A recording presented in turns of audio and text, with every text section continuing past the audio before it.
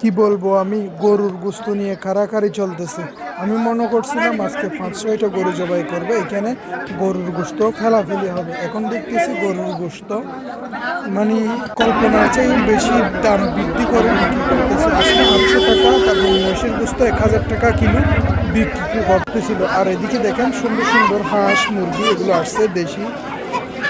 যাদের প্রয়োজন হয় অবশ্যই এখানে এসে নিয়ে যেতে পারেন, কিন্তু গরুর মাংসের দাম অনেক বেশি তুলনামূলকভাবে। ধন্যবাদ সবাইকে। অন্য কোনো ভিডিওতে আপনাদের সাথে আবার দেখা হবে। আল্লাহ হাফেজ। আসসালামু আলাইকুম রহমতুল্লাহি ওয়া বারাকাতুহু।